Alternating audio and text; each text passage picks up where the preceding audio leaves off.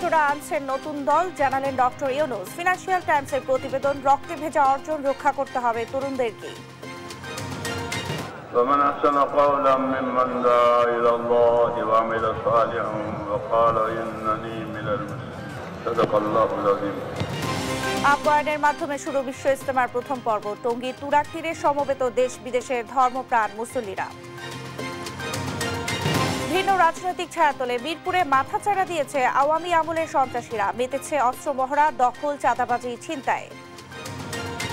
নোয়াখালীতে ব্যাঙের ছাতার মতো গজিয়েছে অবৈধ ক্লিনিক। বেশিরভাগেরই নেই লাইসেন্স। দেদারসে অর্থ হাতিয়ে নেওয়ার অভিযোগ। দেখার আগে ওনারা বিভিন্ন টেস্ট দিয়ে বসে থাকে। হয়তো জ্বর উঠছে, ৮-১০টা রিপোর্ট করার জন্য দিয়ে তারা পয়সা হাতিয়ে নিচ্ছে। মাদারীপুরে মাশরুম চাষে বিপ্লব, কম পুঁজিতে বেশি লাভে উৎপাদনে ছুটছেন অনেকে। স্থানীয় চাহিদা মিটিয়ে যাচ্ছে দেশের বিভিন্ন প্রান্তে। এবং যুদ্ধবিরতির চুক্তি শর্তে আরো ৮ ইসরায়েলি জিম্মি মুক্তি দিল হামাস। বিপরীতে কারাগার থেকে মুক্তি পেলেন ১১০ ফিলিস্তিনি। দেখছিলেন শিরোনাম সংবাদ সকালে, সঙ্গে আছি আমি শারমিন নাসি। এবার বিস্তারিত। ছাত্ররা দল গঠন করবে, এই লক্ষ্যে তারা দেশ জুড়ে লোকজনকে সংগঠিত করছে। ফিনান্সিয়াল টাইমসকে এ কথা বলেছেন অন্তর্বর্তী সরকারের প্রধান উপদেষ্টা অধ্যাপক মোহাম্মদ ইউনূস। বিশ্ব অর্থনৈতিক ফোরামের বার্ষিক সম্মেলন উপলক্ষে সুইজারল্যান্ডের দাভোস সফরকালে একটি পডকাস্টে কথা বলেন তিনি। বৃহস্পতিবার র্যাচম্যান রিভিউ নামের ওই পডকাস্টে কথোপকথন লিখিত আকারে প্রকাশ করা হয়। বিস্তারিত রায়হান কবির শুভ্রের ডেস্ক রিপোর্টে। সম্প্রতি সুইজারল্যান্ডের দাভোসে বিশ্ব অর্থনৈতিক ফোরামের বার্ষিক সম্মেলনে অংশ নেন প্রধান উপদেষ্টা ডক্টর মোহাম্মদ ইউনূস। সেই সম্মেলনের ফাঁকে গিডিয়ন র্যাসম্যানের উপস্থাপনায় র্যাচম্যান রিভিউ নামের এক পডকাস্টে কথা বলেন তিনি। বৃহস্পতিবার সেই পডকাস্ট প্রকাশ করেছে ফিনান্সিয়াল টাইমস। এতে প্রধান উপদেষ্টার দায়িত্ব নেওয়ার আগ মুহূর্তের অজানা নানা তথ্য জানিয়েছেন ডক্টর মোহাম্মদ ইউনূস। মোহাম্মদ ইউনূস ওই পডকাস্টে আরো বলেন, ছাত্ররা দল গঠন করবে, এ লক্ষ্যে তারা দেশ জুড়ে লোকজনকে সংগঠিত করছে বলেও জানান তিনি। একটি সম্ভাবনা হলো ছাত্ররা নিজেরাই একটি দল গঠন করবে। তাদের খারাপ কোনো কিছুর সঙ্গে সংস্পর্শ নেই বা নিজেদের রাজনৈতিক আখের গোছানোর ব্যক্তিগত আকাঙ্ক্ষা নেই। তারা এই পরিস্থিতিতে রাজনৈতিক দল গঠন করছে বা রাজনীতিতে যুক্ত হচ্ছে, এটা দরকার। ডক্টর ইউনূস ওই পডকাস্টে আরো বলেন, রক্ত দিয়ে ছাত্ররা যা অর্জন করেছে তা তাদেরই রক্ষা করতে হবে, অন্যথায় পরাজিত শক্তি এর সুযোগ নিবে বলেও জানান তিনি। পডকাস্টে বাংলাদেশের আগামী জাতীয় নির্বাচন নিয়ে এক প্রশ্নের জবাবে অধ্যাপক মোহাম্মদ ইউনূস বলেন, তিনি নির্বাচনের সম্ভাব্য যে দুটি সময়ের কথা বলেছেন তা ভালো সময়, কারণ তিনি জাতীয় ঐক্য ধরে রেখেছেন এবং এর থেকে বিচ্যুত হতে চান না বলেও দৃঢ় প্রত্যয় ব্যক্ত করেন ডক্টর ইউনূস। রায়হান কবি শুভ্র, নিউজ ডেস্ক, দেশ টিভি। পদত্যাগ ও নতুন রাজনৈতিক দল গঠনে এখনো সিদ্ধান্ত হয়নি বলে জানিয়েছেন তথ্য উপদেষ্টা নাহিদ ইসলাম। আর জুলাই ঘোষণাপত্র নিয়ে সরকার প্রস্তুত থাকলেও বিএনপি সময় নিচ্ছে বলেও জানান তিনি। আরো জানাচ্ছেন জানাতুল মোহনা। সরকারি থেকে উপদেষ্টা নাহিদ এবং আসিফ নতুন রাজনৈতিক দল করতে যাচ্ছে কিনা এ নিয়ে চলছে গুঞ্জন। তবে উপদেষ্টা নাহিদ ইসলাম স্পষ্ট জানান, পদত্যাগ এবং নতুন রাজনৈতিক দল গঠন নিয়ে এখনো সিদ্ধান্ত নেওয়া হয়নি। এই আলাপটা আসছিল যখন আসলে কিছু রাজনৈতিক দল থেকে বলা হচ্ছিল যে সরকারের থেকে রাজনৈতিক দলে অংশগ্রহণ, তখন আমি বলেছিলাম যে কথার প্রেক্ষিতে যে নতুন রাজনৈতিক দল হোক বা অন্য কোনো রাজনৈতিক দল হলুক, আমরা সরকারে থাকা অবস্থায় সেটার সাথে সংশ্লিষ্ট হব না। বৃহস্পতিবার বিকেলে তথ্য ভবনে আয়োজিত এক অনুষ্ঠান শেষে এমন বক্তব্য দেন তিনি। জানান, জুলাই ঘোষণাপত্র নিয়ে সরকার প্রস্তুত থাকলেও বিএনপি সময় নিচ্ছে। ছাত্রদের জায়গা থেকে এটা প্রথমে এককভাবেই ঘোষণার সিদ্ধান্ত ছিল। যখন রাজনৈতিক দলগুলো এটার অংশীদারিত্ব হতে চেয়েছে, তখন সরকার নিজে একটা উদ্যোগ নিয়েছে জাতীয় ঐক্য রক্ষার স্বার্থে। তো আমি মনে করি সেই ঐক্যের প্রতি শ্রদ্ধাশীল থেকে, গণঅভ্যুত্থানের প্রতি শ্রদ্ধাশীল থেকে আমাদের এই জুলাই প্রক্লেমেশনের কাজ দ্রুত এগোনো উচিত। এদিকে রাজনীতি থেকে আওয়ামী লীগকে নিষিদ্ধ করা হবে কিনা এমন প্রশ্নের জবাবে বলেন, এটি আইনগত ও রাজনৈতিক সিদ্ধান্তের বিষয়। প্রতিহিংসার বশবর্তী হয়ে কোনো পদক্ষেপ নিতে চায় না সরকার। আওয়ামী লীগ 15 বছর যে ফ্যাসিজম করেছে, জুলাই যে ধরনের গণহত্যা সংঘটিত হয়েছে, তারপরে আওয়ামী লীগের রাজনীতি করার আসলে অধিকার নাই। আওয়ামী লীগ নামে, আওয়ামী লীগ ব্যানারে আসলে রাজনীতি করার সুযোগ বাংলাদেশে থাকা উচিত না। আমরা রিকনসিলিয়েশনও চাই, আমরা জাস্টিসও চাই। সে সময় গণমাধ্যমের স্বাধীনতার নামে যেন ফ্যাসিবাদ প্রশ্রয় না পায় সেদিকে নজর রাখার আহ্বানও জানান তিনি। বলেন, হুকুমের আসামি হাসিনার বিচার নিশ্চিত করা হবে। কওমি উদ্যোক্তাদের আয়োজিত অনুষ্ঠানে নারী সাংবাদিকদের প্রবেশ করতে না দেওয়ার বিষয়টি নিন্দনীয় জানিয়ে উপদেষ্টা বলেন, নারী সাংবাদিকদের নিরাপত্তা বাড়ানো উচিত এবং ভুল বোঝাবুঝি হয়ে থাকলে সমাধান করতে হবে। জান্নাতুল মোহনা, দেশ টিভি, ঢাকা। দেশ ও সমাজের জবাবদিহিতা নিশ্চিতে নির্বাচনী ব্যবস্থা তৈরি করতে হবে বলে মন্তব্য করেছেন বিএনপির ভারপ্রাপ্ত চেয়ারম্যান তারেক রহমান। বলেন, সংস্কার নিয়ে সরকার যাই বলুক 31 দফার বাইরে যেতে পারছে না। এদিকে অন্তর্বর্তী সরকারের ঢিলেঢালা মনোভাবের কারণে পতিত আওয়ামী লীগ ও তার দোসররা ফিরে আসার স্বপ্ন দেখছে বলেও অভিযোগ বিএনপির সিনিয়র যুগ্ম মহাসচিব রুহুল কবির রিজভীর। সাইফুল রিপনের প্রতিবেদন। নয়াপল্টনে দলের কেন্দ্রীয় কার্যালয়ের সামনে বিএনপির ভারপ্রাপ্ত চেয়ারম্যান তারেক রহমানের নির্দেশনায় প্রতিবন্ধী রিকশা চালক মামুনের হাতে আর্থিক সহায়তা তুলে দেয় আমরা বিএনপি পরিবার। এ সময় বক্তারা বলেন, একটি মানবিক বাংলাদেশ গড়ে তুলতে প্রয়োজন একটি রাজনৈতিক সরকার। বিভিন্ন সরকারি অফিস আদালত, মন্ত্রণালয় সহ পুলিশে, প্রশাসনে সব জায়গাতে বসে আছে এই পতিত সরকারের দোসররা। মানবিক বাংলাদেশ দেখতে চাইলে একটি রাজনৈতিক সরকার দরকার।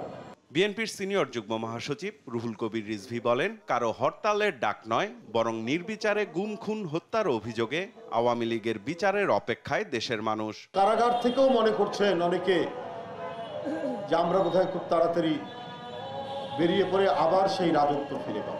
সরকারের উচিত তাদের তৎপরতা দেখানোর জন্য ঢিলেঢালাভাবে সরকার পরিচালনা করার জন্যই আজকে এই পরিস্থিতি তৈরি হয়েছে।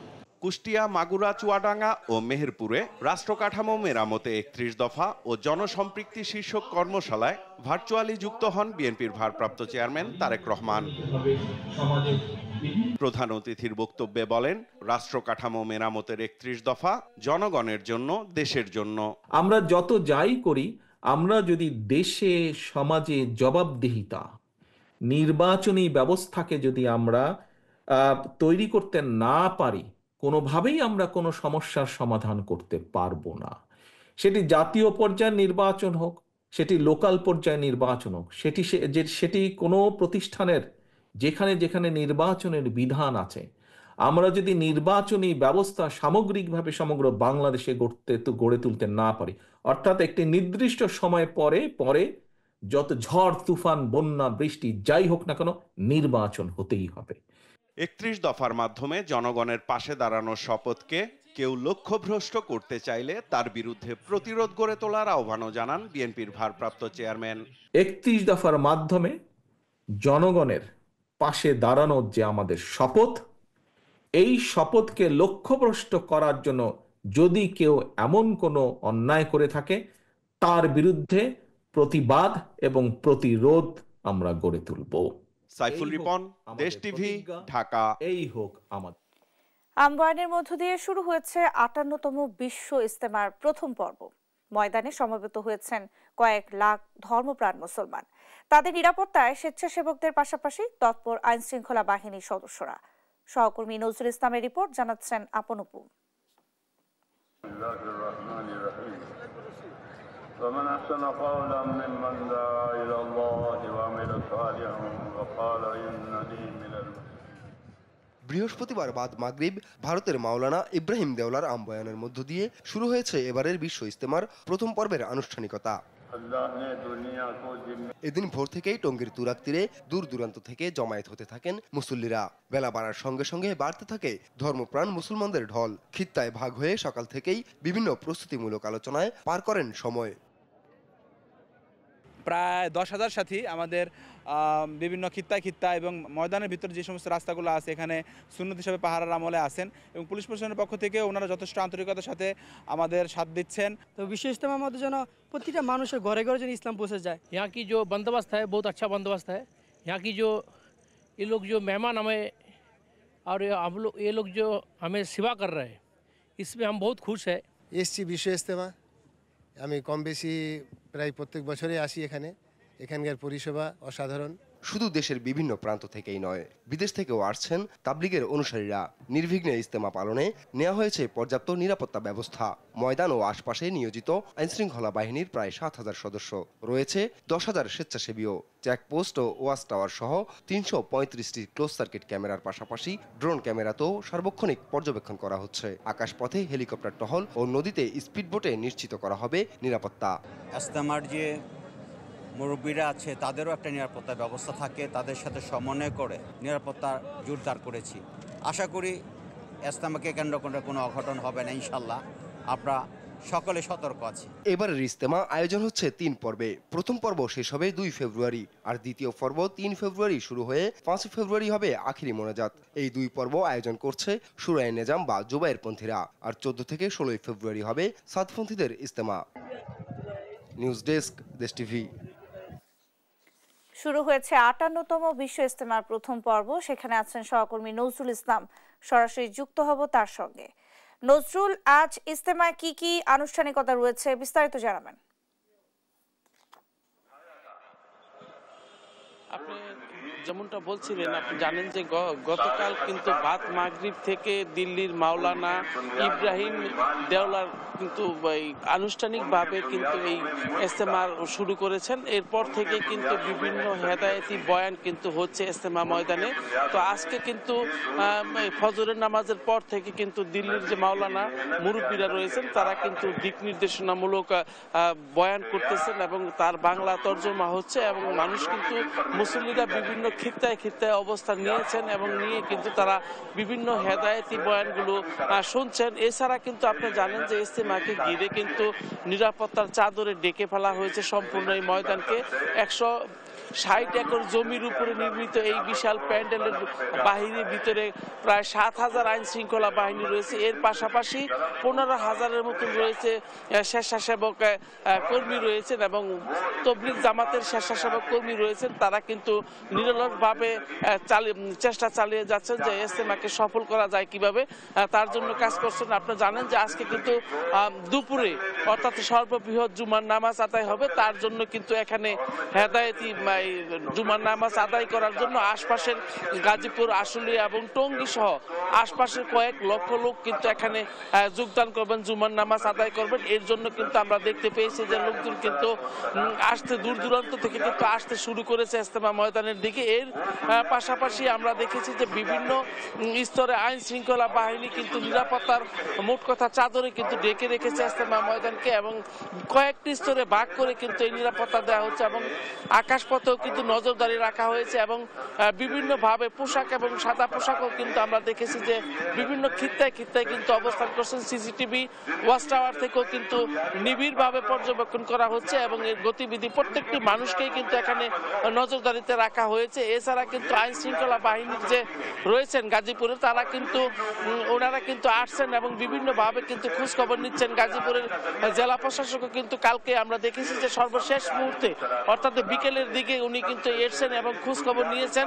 এর পাশাপাশি যে পুলিশ কমিশনার রয়েছে তারাও কিন্তু এখানে খোঁজ খবর রাখছেন এবং দলীয়ভাবে বিভিন্ন রাজনৈতিক দলের নেতাকর্মীরাও কিন্তু এই ইজতেমাকে ঘিরে কিন্তু তাদের যে দৃষ্টি সেটা কিন্তু রয়েছে। তো সর্ববৃহৎ জুমার নামাজ আদায় করার জন্য ইতিমধ্যেই ময়দানের আশপাশের লোকজন কিন্তু আসতে শুরু করেছেন। তো 10টার দিকে কিন্তু ইউনিভার্সিটির শিক্ষার্থীদের নিয়ে কিন্তু একটা বয়ান হবে, সেই বয়ান 10টায় শুরু হবে এবং সেই বয়ানে অংশ নেওয়ার জন্য কিন্তু মঞ্চ থেকে কিন্তু বলা হয়েছে যে এখানে 10টায় ইউনিভার্সিটির শিক্ষার্থীদের নিয়ে কিন্তু একটি বয়ান হবে। এর পাশাপাশি আমরা জানতে পেরেছি দুইজনের কিন্তু জানাজার নামাজ অনুষ্ঠিত হয়েছে এই জায়গায়, মানে এই ময়দানে কিন্তু জানাজার নামাজ অনুষ্ঠিত হয়েছে। এছাড়া কিন্তু সবকিছু মিলে শান্তিপূর্ণভাবেই কিন্তু ইজতেমা পরিচালিত হচ্ছে এবং আশা করা যাচ্ছে যে সর্ববৃহৎ জুম্মার নামাজ আদায় করার জন্য কিন্তু আপনার কয়েক লক্ষ লোক আশপাশের যোগদান করবেন এরকমটাই জানিয়েছেন। তো এই ছিল আমার কাছে গাজীপুর ইজতেমা ময়দান থেকে সর্বশেষ। নজরুল, আপনাকে ধন্যবাদ। দর্শক, টঙ্গী তুরাগ নদীর থেকে আমাদের সঙ্গে যুক্ত হয়েছিলেন সহকর্মী নজরুল ইসলাম। বিভিন্ন রাজনৈতিক ছায়াতলে মিরপুরে নতুন করে মাথাচাড়া দিয়ে উঠেছে আওয়ামী সরকারের আমলে গড়ে ওঠা সন্ত্রাসীরা। আবারও প্রকাশ্য অস্ত্র মহড়া, দখল, চাঁদাবাজি ও ছিনতাই শুরু করেছে তারা। বর্তমানে বিএনপি সভা সমাবেশও দেখা মিলছে তাদের। তবে বিএনপি নেতারা বলছে তাদের অজান্তেই কর্মসূচিগুলোতে ঢুকে পড়ছে এরা। M A আজিমের report. বর্তমানে বিএনপির মিছিল সমাবেশে সক্রিয় আশিক ওরফে ভৈরাদে আশিক। তবে কদিন আগেও আওয়ামী লীগের সংসদ সদস্য ইলিয়াস মোল্লার হয়ে লাঠিসোঁটা হাতে রাজপথে নামত বিএনপি ও শিক্ষার্থীদের আন্দোলন দমাতে। নব্য বিএনপি নেতা হয়ে ওঠার সাথে সাথে আশিকের নেতৃত্বে মিরপুরে আবারও সক্রিয় হয়ে উঠেছে কিশোর গ্যাং ভৈরাদে গ্রুপ। সে গ্রুপে যুক্ত হয়েছে জীবন ওরফে কাল্লু জীবন, হাফিজ ওরফে তুফান, সোহেল ওরফে পাতা সোহেল সহ ২০ থেকে ২৫ জন বিপথগামী কিশোর।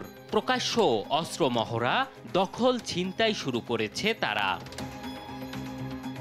আমি আইসা নামছি, নামে চা খাচ্ছি, আর মধ্যে দেখি অনেক অস্ত্র শস্ত্র নিয়ে দৌড় ধাপ পারতেছে।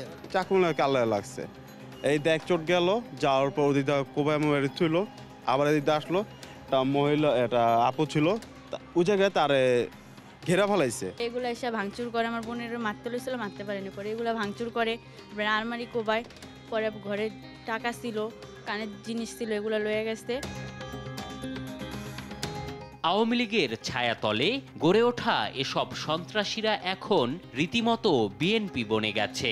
তাই নতুন করে আবারও আতঙ্ক ছড়িয়েছে মিরপুর জুড়ে। যারা আওয়ামী লীগ ছিল তারা যাতে আমাদের কাছে আসতে না পারে এবং আমরা তাদেরকে ঠাঁই না দিই।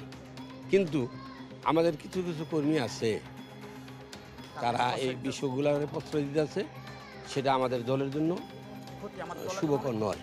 ও আগে হচ্ছে বিএনপি আওয়ামী লীগে ছিল, যেখানে তারেক রহমানকে গালাগালি করত, এখন আবার তার দলে ঢুকেই তার সাথে রাজনীতি করতেছে। তাদেরই ছত্রছায়া আছে, কিছু নাম আছে, কিছু লোক আছে, তাদের ছত্রছায়া কাজ করতেছে।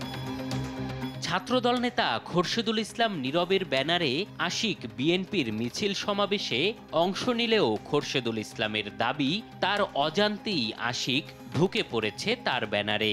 আমি যেহেতু নেতৃত্ব দেই, আমার বিভিন্ন ওয়ার্ডে ছেলেপেলে থাকে, ও কিভাবে ঢুকছে এবং কিভাবে প্রবেশ করছে সেই বিষয়ে আমি একদম স্ট্রেট ফরওয়ার্ড অবগত না, কারণ আমি জানি না আশিক তো আওয়ামী লীগেরই দোষর ছিল, আমার এখানে আসছে হয়তোবা আমাকে হ্যাঁ প্রতিপন্ন করার জন্য। একবার এদের গ্যাংয়ে যুক্ত হলে কেউ আর ফিরতে পারে না স্বাভাবিক জীবনে। গ্যাং থেকে বের হওয়ার ইচ্ছাই যেন হুমকি জীবনের জন্য। ভালো হইতে চাইতেছি দেখে মনে করেন ওর সাথে ভালো হইতে পারতেছি না। ও যত ভালো হইতে চাই ও তত আইসাই সেখানে দাও, বডি, পিস্তল এগুলো আইনা নিয়ে প্রচুর আর কি অত্যাচার করে। আশিক ও তার ভৈরাদে গ্যাং নিয়ে ক্যামেরার সামনে কথা বলতে রাজি নয় পল্লবী থানা পুলিশ। দেশ টিভিতে আশিকের বিরুদ্ধে কথা বলায় রাতে আবারও আশিক ও তার ভৈরাদে কিশোর গ্যাং গ্রুপ কুপিয়ে আহত করে ভুক্তভোগীদের। এম এ আজিম, দেশ টিভি, ঢাকা। স্বতন্ত্র বিশ্ববিদ্যালয় সহ ৭ দফা দাবিতে অনশন জারি রেখেছে তিতুমির কলেজের শিক্ষার্থীরা। রাতে মাধ্যমিক ও উচ্চ শিক্ষা বিভাগের যুগ্ম সচিব শিক্ষার্থীদের সঙ্গে কথা বলতে এলেও হয়নি কোনো সুরাহা। দাবি আদায়ের আগ পর্যন্ত আন্দোলন জারি রাখার সিদ্ধান্ত শিক্ষার্থীদের। কায়েস রাহাতের রিপোর্ট। ঢাকার ৭ কলেজ নিয়ে সিদ্ধান্ত আসার পর গেল বুধবার বিকেল ৫টা থেকে তিতুমির বিশ্ববিদ্যালয়ের রাষ্ট্রীয় স্বীকৃতির দাবিতে আমরণ অনশন শুরু করেন ৫ শিক্ষার্থী। এর জের ধরে বৃহস্পতিবার দুপুরে কলেজের মূল ফটকের সামনে অবস্থান নেয় তারা। বৃহস্পতিবার রাতে মাধ্যমিক ও উচ্চশিক্ষা বিভাগের যুগ্ম সচিব শিক্ষার্থীদের সঙ্গে কথা বলতে আসে। এ নিয়ে বেশ কিছু আশ্বাসও দেন শিক্ষার্থীদের। আমি অনুরোধ করব যে অতি দ্রুত সম্ভব যাতে এই তিতুমির কলেজের বিশ্ববিদ্যালয় করার ক্ষেত্রে যে ভিজিবিলিটি কমিটি করা হয়েছে, সম্ভাব্যতা যাচাই কমিটি রিপোর্ট যাতে দ্রুত দেওয়া হয়, এই জন্য আমি রাষ্ট্রকে অনুরোধ করেছি এবং অতি দ্রুত সেটা এই ডিক্লেয়ার দেওয়া হবে, এটুকু তোমাদেরকে শুধু বলতে পারি। যদিও এসব আশ্বাসে ক্লাসে ফেরেনি তিতুমির কলেজের শিক্ষার্থীরা। দাবি নিয়ে অনড় অবস্থানে তারা। এতে জনভোগান্তির সব দায় সরকারকেই নিতে হবে বলেও জানান তারা। এখনো তালবাহানা করতেছেন এবং আমাদেরকে সেই ফিজিবিলিটি টেস্টের নামে যে তালবাহানা করে সময় ক্ষেপণ করছেন, ওনারা আজকে সে সময় ক্ষেপণ করছেন। আমরা স্পষ্ট এখান থেকে জানিয়ে দিচ্ছি, আমরা মাঠ থেকে উঠব না যতক্ষণ না পর্যন্ত আমাদের দাবি আদায় না হচ্ছে। তিতুমির বিশ্ববিদ্যালয় ঘোষণা করার আগ পর্যন্ত আমরণ কর্মসূচি চলমান থাকবে। বিশেষ করে তারা আশ্বাসের উপরেই থেকে যাচ্ছেন। আমরা আসলে আশ্বাসে বিশ্বাসী নই। এখন আমাদের যা হবে খাতা কলমে হবে এবং ঘোষণা দিয়ে প্রজ্ঞাপন দিয়ে সেটাকে বাস্তবায়ন করতে হবে। এর আগ পর্যন্ত আমরা থেমে যাচ্ছি না। রাষ্ট্র আসলেই এভাবেই তালবাহানা করতে থাকে, তিতুমিরের শিক্ষার্থীরা বাধ্য হবে সেই বারাসাত ব্যারিকেড টু মহাখালী কর্মসূচি আবার বাস্তবায়ন করতে। আর সেটি যদি বাস্তবায়ন হয় জনদুর্ভোগ হবে, জনদুর্ভোগের জন্য দায়ী রাষ্ট্রই থাকবেন। উল্লেখ্য, স্বতন্ত্র বিশ্ববিদ্যালয়ে শতভাগ আবাসন ব্যবস্থা, মানসম্মত শিক্ষা নিশ্চিতে আসন সংখ্যা কমানো সহ 7 দফা দাবিতে রাস্তায় নেমেছে তিতুমির কলেজের শিক্ষার্থীরা। কায়েস রাহাত, দেশ টিভি, ঢাকা। দেখছেন সংবাদ সকাল। শীতের দাপট অব্যাহত রয়েছে সাতক্ষীরাতে। এ নিয়ে আরো জানাতে সরাসরি যুক্ত হচ্ছেন সহকর্মী শরীফুল্লাহ কায়সার সুমন। সুমন, জনজীবনে শীতের প্রভাব কেমন পড়েছে বিস্তারিত জানাবেন। ন্যান্সি, দাঁড়িয়ে আছি সাতক্ষীরা শহরের মধ্যে কামারনগর এলাকাতে। সাতক্ষীরা শহরে যে শীতের তীব্রতা, সেই তীব্রতা উত্তর অঞ্চলের সাথে না মিললেও উপকূলে, সাতক্ষীরার উপকূলে শীতের তীব্রতাটি রয়েছে অনেক বেশি। এবং বলে রাখা দরকার যে দিনের শীতের থেকেও রাতের শীতটি বাড়ছে, যেটি শহরে কোনোভাবেই অনুভূত হচ্ছে না। তবে উপকূল, বিশেষ করে সাতক্ষীরার শ্যামনগর উপজেলা এবং আশাশুনি উপজেলার উপকূলবর্তী যে সাধারণ মানুষ, খেটে খাওয়া মানুষ, তাদের মধ্যে এই যে দিনে দিনে গরম এবং রাতে অনেক বেশি ঠান্ডা, এই পরিস্থিতিতে যে আবহাওয়ার তারতম্য, তাতে অসুস্থ হয়ে পড়ছে সাধারণ মানুষ।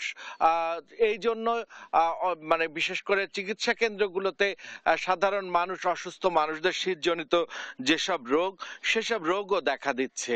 তবে শহরে শীতের তীব্রতা কমেছে, তবে আবহাওয়ার যে পরিস্থিতি, তাতে কুয়াশা কাটছে না। এই যে 7টা বেজে যাওয়ার পরেও যে অবস্থা, সেই কুয়াশা কিন্তু এখনো রয়েছে। এখানে আমি একটু কথা বলার চেষ্টা করছি। এখানকে একজন পথচারী যাচ্ছেন, তার সাথে কথা বলছি। কি অবস্থা? হ্যাঁ, এটার শীত রাত্রে বেশি পড়ছে উপকূলিয়া। শহরে একটু কম বোঝা গেলেও বাইরের তীব্রতা বেশি আছে, যেহেতু ফাঁকা ময়দান, বিভিন্ন উপকূল এরিয়া, তাদের ছিন্নমূল এরিয়া, তাদের শীতের প্রভাব বেশি। সেখানে কোনো গরমের কাপড় চোপড়ের সুব্যবস্থা নাই এবং রোগ শোকও বাড়ছে তীব্রতা, শীতের তীব্রতার কারণে। যাতে সরকার এই ব্যাপারে সজাগ দৃষ্টি রাখেন বা স্থানীয় জনগণ যাতে, যারা অর্থ সম্পদশালী আছে, তাদের কাছে আবেদন জানাচ্ছি যাতে তীব্র শীত থেকে গরিব মানুষ, ছিন্নমূল মানুষ যাতে উপকৃত হয়, এই আহ্বান জানাই আমি আমার বক্তব্য শেষ করছি। হ্যাঁ, যেমনটি শুনছিলাম ন্যান্সি, যে সাধারণ মানুষের পাশে, সবাইকে যারা শীত উপদ্রুত দরিদ্র মানুষ, তাদের পাশে আমরা যাতে দাঁড়াই, তিনি সেই আহ্বানই জানাচ্ছিলেন। এই ছিল সাতক্ষীরার শীতের যে পরিস্থিতি, তার সর্বশেষ। ন্যান্সি। সুমন, আপনাকে ধন্যবাদ। দর্শক, সাতক্ষীরা থেকে আমাদের সঙ্গে যুক্ত হয়েছিলেন সহকর্মী শরীফুল্লাহ কায়সার সুমন। মাদারীপুরে কৃষি ক্ষেত্রে নতুন অধ্যায়ের সূচনা করেছে মাশরুম চাষ। অল্প পুঁজিতে অধিক মুনাফা হওয়ায় মাশরুম চাষে আগ্রহী হচ্ছেন অনেকেই। এমনই এক সফল চাষী মোহাম্মদ আক্তার হোসেন। মাত্র 160 টাকা বিনিয়োগে শুরু করেছিলেন মাশরুম চাষ। বর্তমানে তার মাসিক আয় প্রায় 1.5 লাখ টাকা। স্থানীয় বাজারের পাশাপাশি এখন ঢাকা ও ফরিদপুরেও মাশরুম পাঠাচ্ছেন তিনি। সহকর্মী শিবশঙ্কর রবিদাসের তথ্যচিত্রে বিস্তারিত আব্দুল্লাহ আল মারুফের রিপোর্ট। মাদারীপুরের শিবচর উপজেলার ২য় খণ্ড ইউনিয়নের বাসিন্দা মোহাম্মদ আক্তার হোসেন। ইউনিয়ন পর্যায়ে পশু চিকিৎসক হিসেবে চাকরি করেন তিনি, কিন্তু চাকরির আয়ে সংসার চালাতে হিমশিম খেতেন। তাই খুঁজছিলেন অর্থ উপার্জনের নতুন পথ। জাতীয় মাশরুম উন্নয়ন ট্রেনিং সেন্টারে 3 দিনের প্রশিক্ষণ নিয়ে মাত্র 160 টাকা পুঁজিতে শুরু করেন মাশরুম চাষ। নিজের একতলা ছোট বাড়ির ছাদে টিন শেড তৈরি করে সেখানেই করছেন এর চাষ। দীর্ঘ 12 বছর ধরে মাশরুম চাষ করে এখন দৈনিক 10 থেকে 12 কেজি মাশরুম উৎপাদন করেন, যা ঢাকা, ফরিদপুর, মাদারীপুর ও শিবচরে বিক্রি হয়। প্রতিদিন গড়ে 2 থেকে 3 হাজার টাকা আয় করেন এই উদ্যোক্তা। শিবচর বাজারও দেই আমরা, যে প্রতিদিন গড়ে 10-12 কেজি মাশরুম উৎপাদন হয়। এবং আমরা শিবচর কাঁচা বাজারে দেই, পাত্র দেই, তারপরে ডেলিভারি দিই, বিভিন্ন জায়গায় দিই আর ঢাকা পাঠাই। আমি সর্বপ্রথমে 160 টাকা পুঁজি দিয়ে মাশরুম চাষ শুরু করছিলাম। এখন আমার বর্তমানে চালান 5-7 লাখ টাকা চালান আছে। দিন দিন বাড়ছে পুষ্টিগুণে ভরপুর মাশরুমের চাহিদা। তাছাড়া আক্তারকে দেখে অনেকেই ঝুঁকছেন এই চাষাবাদে। এই মাশরুম চাষ তো মানে অনেক লাভবান হচ্ছে, আমারও দেখি আমারও আগ্রহী আছে মাশরুম চাষ করার জন্য।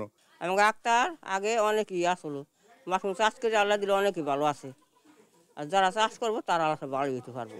এখন মনে করেন হ্যাঁ ব্যবসা অনেক দিক দিয়ে এগিয়েছে মাশরুম চাষ করিয়া, আর অনেক দিকেই উন্নত হয়েছে। আমরাও করবো, আরও 5 জনও করবো। আমরা নিয়ে এটা খাইয়া আমরা অনেক খুব ভালো লাগছে আমার কাছে। আমরা সামনে করার চেষ্টা করব। মাদারীপুরে মাশরুম উদ্যোক্তা চাষি তৈরি করা হয়েছে বলে জানান জেলা কৃষি সম্প্রসারণ কর্মকর্তা।